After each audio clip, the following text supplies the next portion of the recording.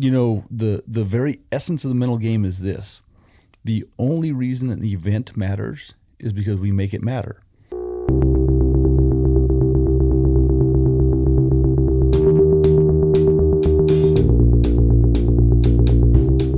Welcome to the Mullins Ferrier Podcast, where I will sit down and converse with the superstars, the overachievers, the masters of our craft.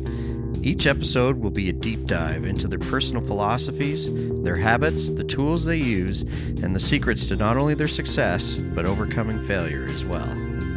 First, find somebody you can mimic, then find somebody you can stand, and then try to focus on one style until you master that style. So if you say I can't do something, well, you're absolutely right.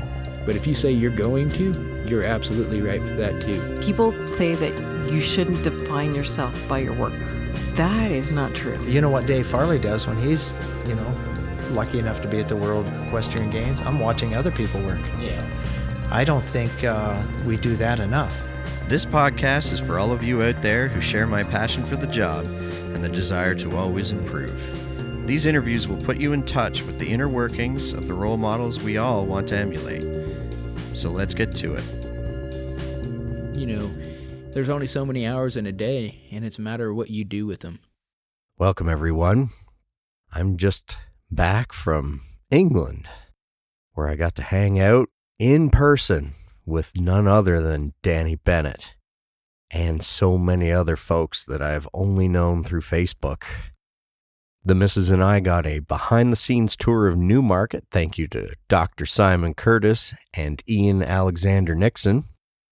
And then we also got to hang out with the Canadian and the American teams as they prepared for the International at Stoneleigh.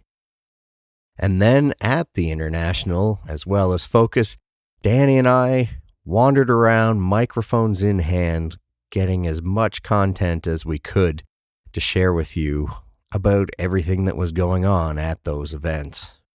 Needless to say, I have a ton of interviews to share with you, so keep an ear out for those as we put them out.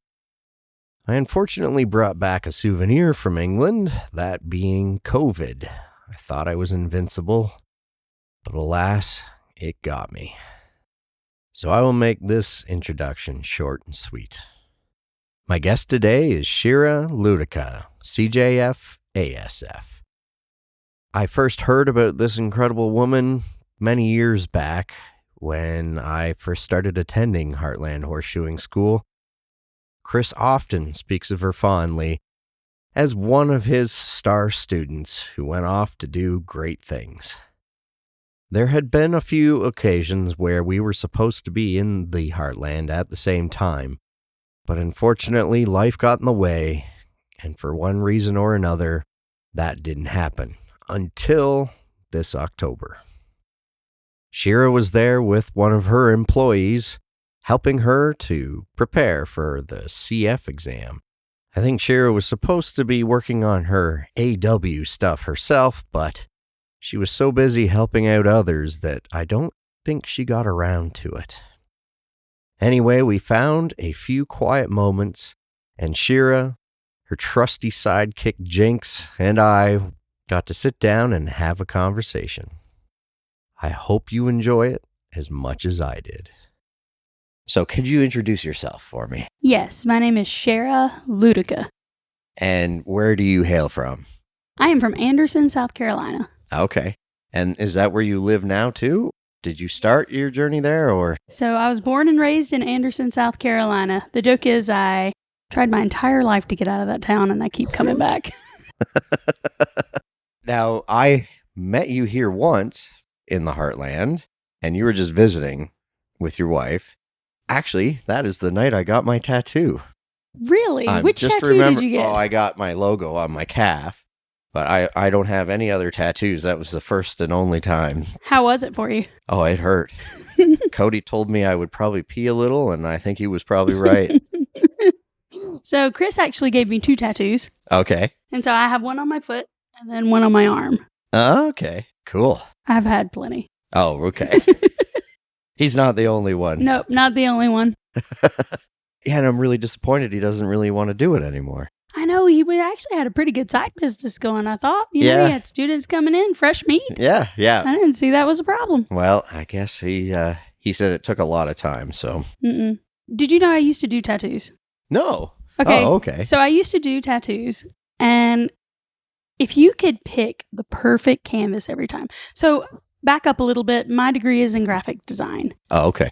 Drawing and art was just a part of my life for forever. I was always designing, I was always building, did residential construction as a young kid. My artistic career was like, I will try tattoos. Huh. Now, if you could pick the perfect tattoo, you know, design it, build it, and build it for like the perfect canvas, it was fun. But do you know how many really old, chunky guys want an I love mom tattoo? Really? So yeah, it got old pretty quickly. I guess so. Yeah, not much challenge in that, I guess. So then you ended up in the corporate world, you were saying. I grew up doing residential construction, and I got a full ride-in scholarship into a university, and so I did graphic design. So everybody at the job sites, you know, like, don't do this for the rest of your life. You need to go get a desk job, be a lady, all of that stuff. So I went into the corporate world and hated it. Yeah. I just hated it. The cubicle, the box. I was pretty good at it. I tried to be good at anything that I set myself to do, and I went up in the management job, and I felt like the higher I got up into the corporate world, the more BS I had to deal with, and not much change at the other end. So I was just working 18 hours and nothing that accomplished. And that's actually how I got into horseshoeing school. I just started riding, met my local farrier. He was trimming my horse at the time because all he needed was a barefoot trim. And then he would chew a couple of horses at the barn. And I was like, this is pretty cool. I like this. I like this a lot. Yeah. I want to do this one day. I had enough of the corporate life, and I was like, I'm going to be a horseshoer. So of all the people that had told me about the school, they said, try Heartland. And I was like, okay. So I called Chris up, and I was like, hey, I'm coming. He said, sweet, I'm full.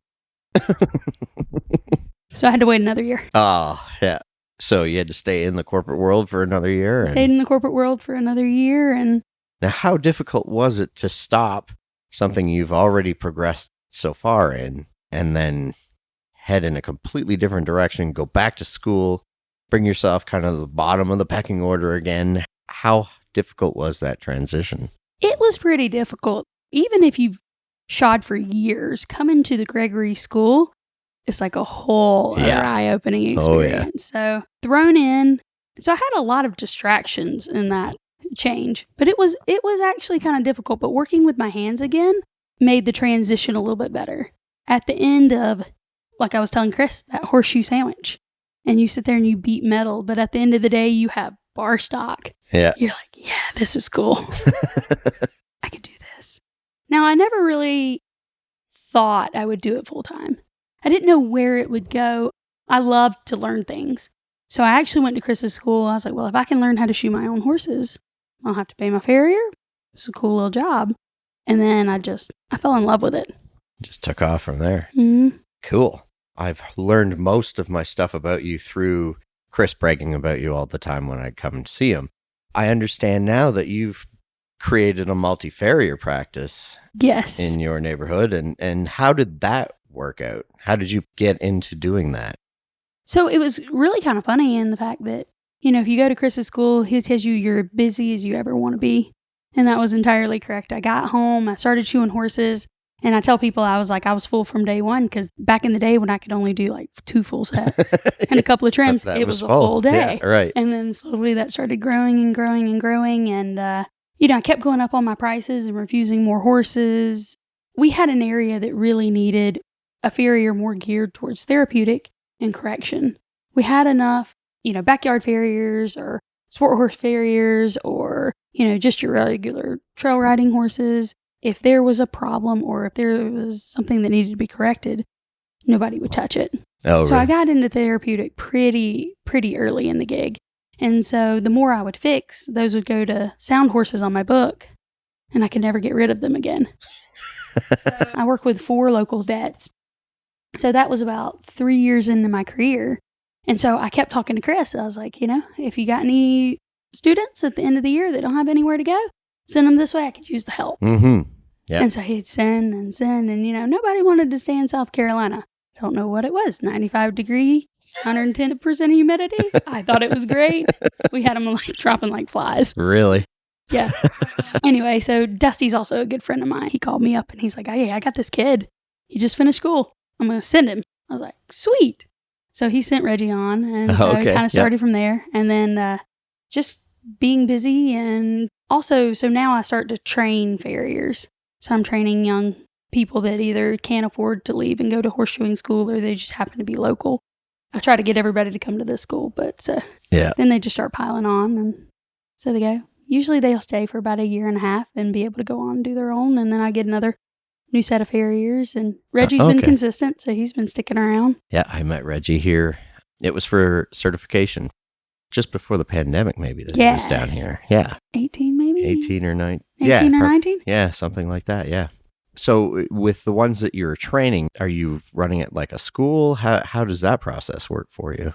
So before, I was taking either students that came from Chris's school or Dusty's school and kind of adding on to them a little bit, and then now, in the last 2 years, I've taken students that haven't known anything and just building them up. Chris and I have taught, I would love to do a school. That's my retirement goal and process when I don't. So I'm hoping to eventually get 2 more, like legit farrier, the right word, just get 2 more and then start handing them my book and me start taking over a little bit more of the educational route for new students coming in.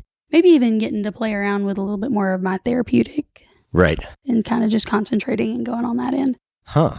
How difficult is the onboarding when you have somebody new like that? I imagine there's a conversation you have to have with your customers to get them to even allow. Like, I know some people are so fussy about who touches their horse. Now, I guess as a multi-farrier practice, you have some leeway already. Like, they're getting used to the idea that it's not just you. But when you get somebody new, what's sort of that process look like? If I get somebody brand new, they come and help me with my book. Get familiar with the horse, whatever stage they're at. We'll just say if they're basic. It's super hard, though, when they've never shot a horse before and they start shoeing horses with me for my existing clients to fully trust them. They trust me and they'll tell me, oh, yeah, whatever you want to do, but it's always under my guidance. So then I will take some of the new horses that call me and they don't want to afford me. And I'm like, hey, I have an apprentice or an understudy. How would you feel about them? And so I'll slowly start gaining their book. Now, if a new farrier comes in with me, they usually just kind of go in and start shoeing, and I will train them how I like things to be done. I guess in the construction world, there's a right way and wrong way and Terry's way. Right, yeah. So they learn right way, wrong way, Shearer's way. Gotcha. And that just kind of clears up the little misunderstanding. My clients have actually been super good and super supportive, because even if I'm not training somebody, I usually have students that come from Dusty's or Chris's school every summer that are in. So they're, at this point, almost 10 years in. I've had students ride with me since year 2. Okay.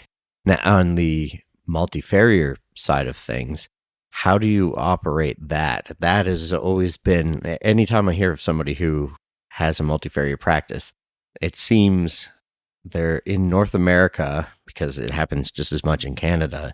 The clients want you, only you, and it's okay if you have somebody helping you, but the idea of having somebody else completely doing the job on their own is like a foreign concept, not like in England or elsewhere. So how does that work with you? I do get that from time to time, and most of those I will either go with the farrier, get them acquainted with the work, have them slowly start shoeing more of the horse. I do coddle my clients in this because I do love them. I like to stay in the area, and they're pretty cool as accepting that. You know, I definitely am not the person who says, you will just use this farrier or else. But there is a price difference. Okay, yeah. So you incentivize. Especially if there's something therapeutic or something that needs to be fixed at the other end of it. And if you're willing to pay that, then you'll just add to my book. But currently my book is full, and I take nobody else except for recommendations. So when I have new clients coming in and says, hey, I'm full, but I have 2 other people working for me, they'd be happy to add you to the book. This is what's going on. But if I get a therapeutic case or something that needs to be sent from me from a vet or from up north or somewhere, they'll get sent to me and they'll stay on my book. Okay. And so you have multiple trucks running right now. Yes. Do you not? Okay. Yeah. I have 2 trucks and a trailer. Oh, okay. So the trailer's just good because if we're going to a big barn, we have a couple of places that have like 27 to 40 horses. We don't do them all in one stop, but we might do them every other week, do 10 to 15 full sets. Everybody will load up in one truck, put all of our boxes in one truck, and we'll head down the road. Okay. You're right. Yeah. And so for the onesie, twosie stops, we'll separate. And I have my book kind of calculated on which ones that, depending on the degree and the level of farriers that I have working with me, which ones can work on which. Okay. I've had clients with me for 8 or 9 years. And so I still go out to the backyard and trim the pony because that was my first client. Right. And it's hard for me yeah. to like pass that one down. Yep. Now, I'm not entirely sure I'm doing this correctly, but I'm having fun. Yeah. Well, hey, I don't know There if hasn't been a anybody. pamphlet for this yet. No. Well, that's why I'm asking. How do you retain the people working for you? Because then there's also the appeal once they are picking up their own clients or can pick up their own clients. It's pretty easy for people to, you can see them kind of veer off into, well, I'll just do my own thing. And there's this adage I hear from so many people, if you have somebody who's a really good helper, they typically are going to be a good business person to run their own thing and will be gone on you at some point. So how do you retain them? What's the structure look like to do that? Running a business is very hard. Yes. You know, you have to keep inventory, you have to keep book, you need to call ahead, you need to schedule your clients. And I've noticed that some farriers just don't want to do that or can't. Mm-hmm. And that's fine. So the ones that stay with me a little long term, they like to show up from 8 to 5. They get a paycheck and then they leave. They don't have to worry about somebody called for a lost shoe, complaining about this. And so me taking over, I take over all of that. So no matter if you run your own book, it comes through me. It comes through my secretary as far as any complaints go through that. So kind of like that protective shield. Yeah. And the other thing is I don't work them for free. Yeah. I think so many people, they have their apprenticeship program set to eventually either they succeed or they fail up under their apprenticeship program, but if they need to make money, they have to leave. Right. Some of the best farriers that I worked with here, either I paid them or I went and worked for free. Right. And so they keep it that way, I think, just so that they can keep people coming in and out. And not that that's bad, because I learned fabulous things, but Pat Broadus Yeah. is about the only person that I've come in contact where he has multiple people, not just shoeing with him, but also shoe part of his book. Right. Have you met a lot more people? Not a lot more, but a few. A few. Yeah. So I just haven't come up. So the ones that tend to have the understudies that get paid very little, those are meant to be more educated than setting up a good cushion for them to have a lifestyle. Right. Just in the past, if you don't pay them enough to live, have to go somewhere else. Yeah, of course. So yeah, it makes there's sense. just kind of a tier. The better you get, the more money you make. Mm-hmm. If Reggie's working, like he's working for me this week while I'm here, he makes more money working alone than he does if the three of us are in the same truck. Right. Okay. You know, you get $100 a day and you just work as many horses as we Right. can do. Yeah. And then you get to go home, you know. So there's, I think, incentives. And I do ask the people that work for me and say, okay, what do you need? Mm-hmm. You know, and some people like opt for a lower pay for the education. Like until I can send you a loan and you trim and shoe that horse like me, you're not. Mm-hmm. You know, we'll Yeah. build you up some new clients if they can't find a farrier or, you know, if they're just not knowing the quality of work. You got to learn somewhere. Yeah. Absolutely. They have a definite check off that they have to do before they can start making that money too. Right. And then are there any contractual obligations? I know some people that I've spoken to that do this, they'll have like a non-compete and all kinds of stuff. And then I know other people who have absolutely, it's just a handshake and away you go kind of thing. So once you become on my payroll, there is a non-compete and there is insurance.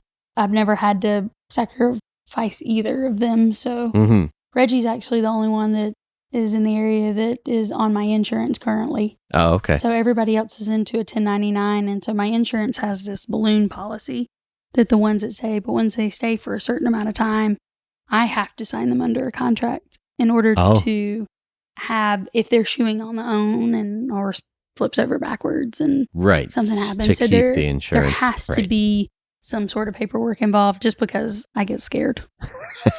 I don't blame you. Yeah. So if they're working with me, if they're like pulling shoes and clinching and finishing and learning, not so much that's a handshake. And if they stick around, then it becomes a little bit more paperwork, I guess. Right. A little more ownership. How'd you Okay. work? On the business end of things, it sounds like you have somebody else. You said you have a secretary Yes. who covers that side of things? Yeah. So as I got a little bit more stable in my career, I realized that I was working from 7 in the morning to 5 o'clock at night. And then I was answering and calling back people from 5 o'clock to like 9 o'clock. And then I realized I like my off time. So Imagine that. my secretary does most of just the call-in schedules, the reschedules. And then she's nice enough to give me a list of people that I need to call back, or if I need to call a vet, or the things that really need my input, or if I'm just looking through a calendar to put it on. So we have a digital calendar, kind of works all like remotely. So if she makes a change to it, Reggie and I both get the Okay. notices, and apprentices don't get access to that because I find out they start looking through it and they're like, hey, Right. Yeah. we're early on Thursday. How late do you get off? Yeah, it's been super nice to have that. It just frees up my time. Yeah, you can really focus on your job. The fact that you have her, does that mean your clients have to kind of go through her before their messages hit your phone? Does that free up a lot of your communication time too? Or do you still have that? Yeah, it does free up a lot of my non-important conversational kinds. Mhm. Now, I'm still my original set of books. They have my personal number, Yeah. and I contact them back and forth. Vets usually have my personal number that I contact back and forth. But yeah, it does put me out of the everyday face-to-face. But, I usually catch up at the horse pretty Yeah. quickly. Oh, like, yeah. hey, how's everything been going? And, they'll even say, hey, I talked to your secretary. I moved it. Thank you for moving it. And so they've been pretty good. Now, the old clients, there are some barns that just call me directly Right. because they just don't feel like that process is necessary. And so a lot of my older clients, I just kind of let new ones come in. We just kind of push them along in the process. So they know they have to go through a couple of steps to get me. Right.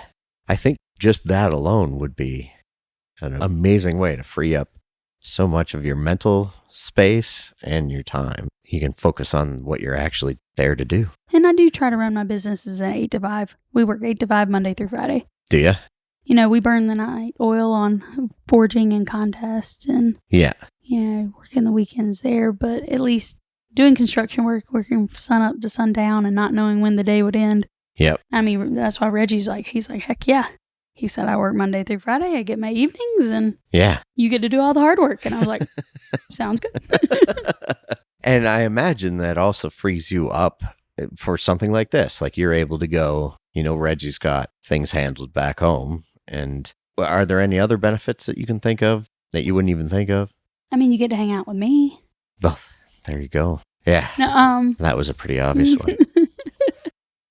It's nice. I have my shop set up that you have bar stock and you have inventory. So if you need something for the day of, you can kind of go in there like a little shop, pick out what you need for the Okay. horse. And I try to be a good boss. Sometimes I am. Sometimes I'm not. I can also be an OCD anal girl that I'm like, what are we doing here? With all this, I'm still learning. And it definitely keeps me on my toes. Having other people look at your work every day and be like, well, you told me yesterday Right. that was not right. Yeah. And so it kind of keeps you accountable. But that's what it helps me on my end. Right. I'm not sure if that's a benefit or... It can only be. I've experienced that just having helpers. Oh, one other thing. Everybody gets PTO. So the good part about it, because I'm off this week, Yeah. I still get a percentage of Reggie's pay. Okay. He gets to take weeks off and he still gets a percentage of his pay. Okay. So we do kind of work in like holidays and PTO and things like that it's kind of like a handshake thing. You get a couple of weeks a year that you can just run off, go play, do certifications, do contests. He's into duck hunting, go duck hunting. And, you still aren't going, God, I just missed a week work. Right. Yeah. And the horses are still caught up Mm-hmm. and you get to play. Cool. Is it tough to keep the right amount of horses and the right amount of clients when you have multiple people to keep everybody busy and keep everything going? Or do you get flooded? Like, do you find all of a sudden, oh, geez, we took on way too much? And does that happen easier? Because I find even as one person, I'll say no to a bunch of people, but then a few other things will just kind of slide in there. And next thing you know, you're just as crazy busy as you were before, and you were trying to taper back or keep that 8 to 5, right? Yeah. Wintertime is our biggie because so my horses are usually in 4 to 6 during the spring and summer. Yep. In the wintertime, and I say our winters, the feet really don't grow as fast and they can go to 6 to 8. Right. Okay. And, my competition horses usually stay at that 4 or 5 week cycle because they're traveling all the time. But outside of that, I've got kind of your everyday horses. And so I find sometimes we're kind of lingering around, when a book of 4 weekers goes to a book of 6 weekers, you have that little lull. So I have been guilty of, well, I don't want to go hungry. Let's just go ahead and add this barn. I got a call here. And then we add it. And then when it starts to get where spring comes around and it starts to book into a 4 week, we're like, what have we done? Several of them have kind of mentioned, like, why don't we do that this year and just kind of keep things the way they are? We'll take the pay cut and take do maybe a little bit more traveling. I'm trying to work on myself and my farrier work and push myself. So have a little bit more open time for that. But I have an 8 to 5 job just because I have to push myself. And if I feel like I'm off at 2 o'clock, I feel like I haven't done enough. I get caught up in that mental capacity and be like, oh, okay, break's fine. Yeah. Except for I have made, I like getting off on my nights and weekends. No, that's which I probably great. just put in the last 2 years. Okay. Yeah. Before that, it was like, okay, Saturday morning, I can do that. Right. Or I didn't finish everything on Friday. Instead of moving them to Monday, I'd move them to Saturday instead. And a little bit of that was probably my secretary going, this is stupid. What are you doing? Yeah. So got her trained a little bit more. So if she calls somebody and says, hey, I got some ponies that haven't been trimmed in like 9 months or a year, the last farrier won't call me back. And she's like, maybe you should. So I've got a list of people to refer to. Right. Yeah. Got her trained up to do that. And so she kind of. Just that way. Now, is she a full-time employee or is that something that you just kind of work out? Yeah, part-time because it's really, if you answer phone calls a couple hours a day. It's not like it's not a full day. Yeah. And I usually book most of the clients when I leave them. So if we have this face-to-face conversation, right. Hey, when would you like to be on? So surely she's just kind of doing the, oh my gosh, my son's sick. I've got to go pick him up. There's no way I can catch the horses today. Can we do? Right. Kind of thing. And then just like the everyday kind of call in and filter stuff, but it's not. I'm not like that popular by any means. It's not like my phone's just ringing off the hook. And yeah, well, you never know. Never know. So let's talk about your journey in the self-improvement department. You've got your ASF now, right? Yes. And you're working towards the AW. AW. I think I have a pretty good idea what kind of inspired that. I'm learning your personality as we go here this week, and there is this drive there. Did that happen right away? Like just from being at the school, did you think, okay, I need to get my certifications. This is what I need to do. Or that wasn't something you immediately set out to do and then decided, oh, wait, maybe I should be doing this. When I finished horseshoeing school, I was poor and hungry. I had finished school, got my CF. I started my journeyman. I was in a certification class like this. So, passed everything on Saturday. Sunday, I started my journeyman. So that became a goal-oriented thing. So the next year, I had passed my journeyman. I kind of took that as like a little bit of a break to kind of catch up, just financially, kind of catch up. Get yourself out of the red.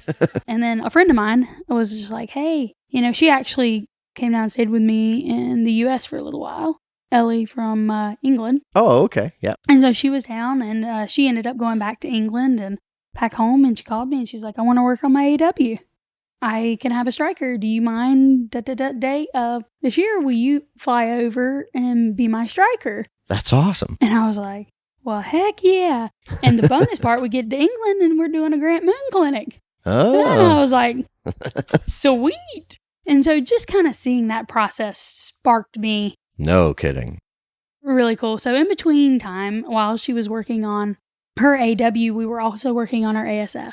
But I'm so goal-oriented. If I don't have a contest, if I don't have a clinic, if I don't have a certification to go for, I find myself taking off at 5 o'clock, sitting in front of the TV, having a beer outside, that sort of thing. So it definitely keeps me branched. But when I went to England and helped her with her AW, that was just cool. Prior to that, I didn't know actually how far I wanted to go in the certification, and the ASF kind of came in. Cody called me one day. He said, "So you're taking the ASF?" And I was like, "Well, I guess I'm taking the ASF." And he's like, "Sweet." I think it was like a month or two. And I was like, all right, so I get the shoe board. I didn't realize there was 2 other lower levels. Oh. I had no clue. So that was fun. So I got to practice for it and just finishing my journeyman and helping her with her AW. So we kind of did shoe boards together. I thought with the educational route, if I'm trying to teach people to learn and I'm not learning myself, where does that leave me? Yeah. Although it's amazing how many people do take exactly that route, though. Which blows my mind. Well, the interesting part is Carly was asking, she's like, "Do you think after your AW you'll go for your fellowship?" And I was like, there's no woman fellowship? I was wrong. You are wrong. Very wrong. Yeah. And she pointed that out, and I was like, crap. Maybe I will. I would like to just One step at a time. one step at a time. Now, you seem to have a pretty good grasp of business, like the business side of things, with the multi-farrier, even getting somebody, like delegating the work of some of it. Do you think you got that from working in the corporate world, or is that something you have a mind for it? No, it is something I've learned as I've gotten older, and I can do less. Because I am very much a micromanager. Okay. It does take a little bit of work, and sometimes I have to go, okay. But that's a mental battle I've had because I want to fix it all. Right. It's something that I work on. And the more I've gotten where I've delegated, especially a couple of years ago when I just, you get older and your back kind of hurts a little bit more, and you don't move as freely as you did in your 20s, and you're just kind of like shuffling about. Being able to delegate and having a response of people to delegate has kind of spoiled me. So I haven't had any malpractice come from it. So it's been, as I let a little bit go, I'm like, oh, okay, it didn't break.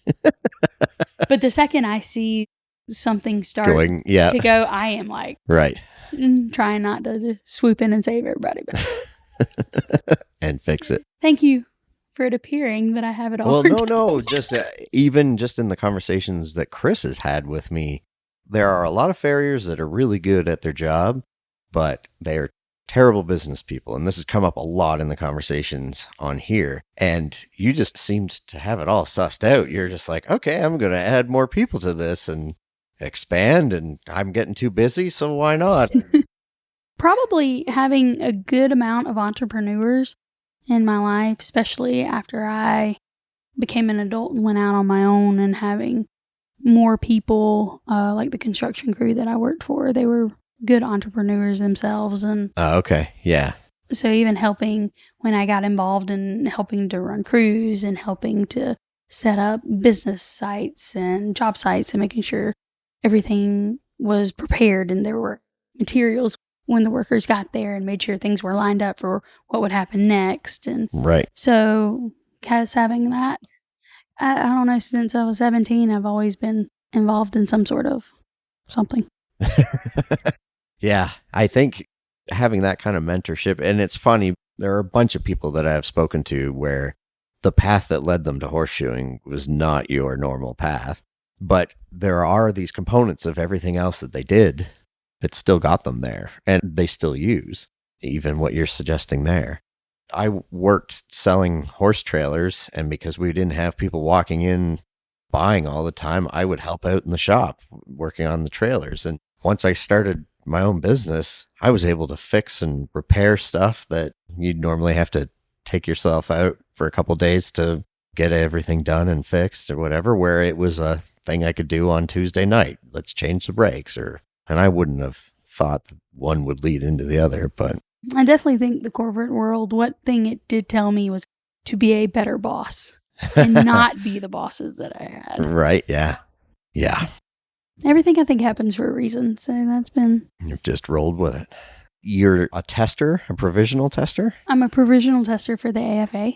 Because it's a huge sacrifice as well of time, and you're obviously somebody who doesn't have a lot of spare time just kicking around. What made you decide to do that as well? More or less just just pushing myself, trying to get back involved in the AFA and just being back where I'm constantly seeing and meeting more people. Because even though I'm testing the candidates, I'm also getting to see different examiners, seeing how they judge the foot.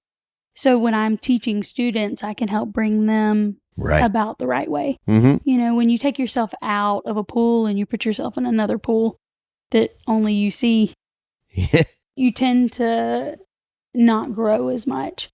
So more for just to keep me up to par. Oh, okay. Yeah. Being that I think I have to get tested every other year. And so if I can teach students how to do it, more an accountability on my end. No, that's incredible. I have been super blessed to have an amazing support system through this all. I've definitely been successful, but not at just my own hands, and having the Gregories in my back pocket. And, I've got an outstanding wife who is just like, here, if you want to go learn. And so I have just good friends, and it's been an incredible journey there. So I always meet new people along the way, and I've been super blessed. This portion of the podcast is called the Stratum Tectorium. These are the short answer, surface stuff questions, but it's okay if the guest wants to go deeper. Enjoy. What's your favorite book? Ooh. So I'm not a novel reader. Okay. I'm such a documentary / textbook reader, yes. Okay. My wife reads novels for forever. I do love some National Geographic. Oh, okay. That's a first for that answer. I know. Yes. Favorite brand of nails? The two nails that I use most often are Liberty Combo Slims and Capewell SP5s. Oh, really? Okay. That's just for my kick shoes. Gotcha. Favorite make of rasp? The Heller. The Heller. Favorite anvil? I do like the Scots. Okay. I do like the Scots. I do a lot of bigger feet, so I got a bigger platform and a bigger horn. Yep. Do you use the tapered back, or you use the full? I use the full square. Full square one. We have the tapered back in our other truck, and I forget how narrow, but you're moving a little bit more in the middle of the anvil to do it, and I flatten a little bit, I guess not on the center of the anvil, and so I felt like it just kind of narrowed my workspace. Okay. Yeah. What shoe sizes do you normally have to keep stock of? I actually keep all of them, but aughts and ones are by far my most used. Okay. What type of horses are you mainly shoeing? Or is it a variety? It's a variety, and because they tend to be more therapeutic, I'll get them all the way from your trail riding horses to my USF dressage eventers. Right. I do a lot of eventers, a lot of jumpers, good bit of dressage. And then we got our trail riding and, of course, being endurance. Okay. With the therapeutic work, this is more for my benefit. When you end up doing that, especially taking on a new client, there's always that huge amount of time that gets absorbed in working with the vet, doing x-rays, kind of working out the diagnosis before you even start. How do you charge for that to actually make it worth your while? So many people will, everybody talks. We have a small town. I got into where I was charging, this person more for my time and this person less for my time if it worked. But now I just have a standard price and then I do additional fees.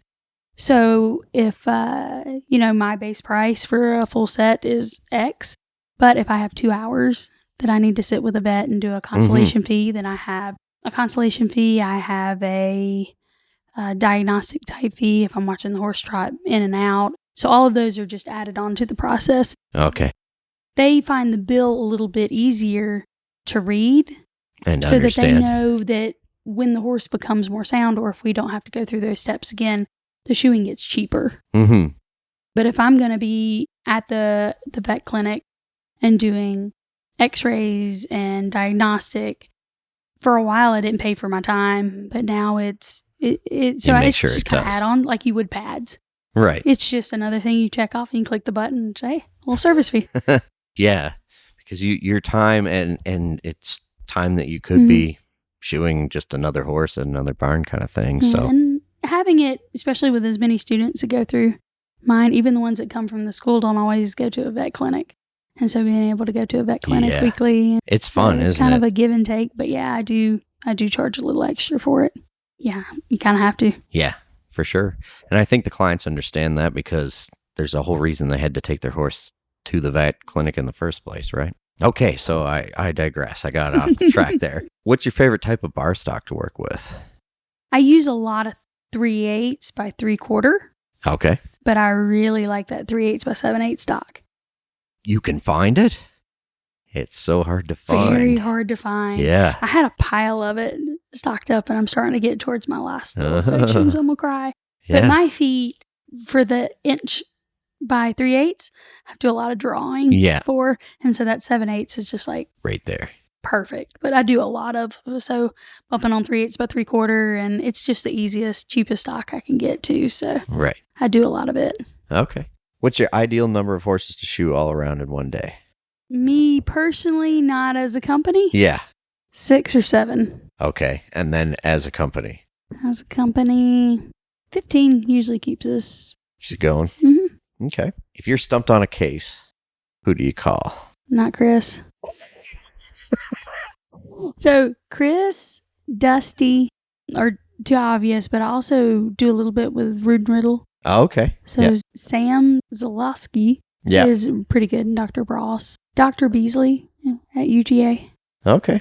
He's a pretty good contact too. Jeff Pauley Where's he out of? in North Carolina. Oh, okay. Yep. Yeah, he's another on my list. On your call a friend, phone a friend list. Yeah. And it happens more time than Yeah. I'd like to admit sometimes. No, I mean, I think that's the cool thing about the environment that we're in now. If you have a mystery lameness that the client hasn't got a diagnosis on it or anything, is there a favorite shoe or package that you'll use as kind of a first attempt try? I love renditions of bar shoes. I love bar shoes. I love making bar shoes. Do it? Yeah.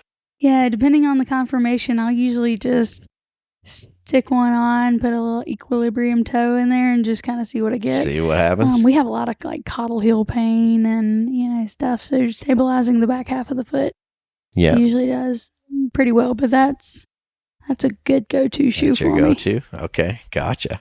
I realized probably a couple of years ago after I finished my ASF, I was like, I haven't done a heel check in quite some time. All these handmaids have just been bar shoes. Right. Yeah, really good at hockey sticks, but Yeah.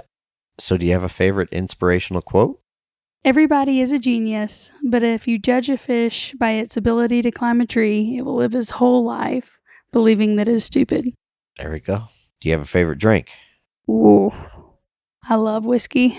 Yeah? I love whiskey. Do you have a favorite whiskey? Just my everyday, like, Jefferson's Ocean. Okay. It's just a good little sipper. It's not too much bite. Okay. Mm-hmm. You should see the smile she's got on her face right now.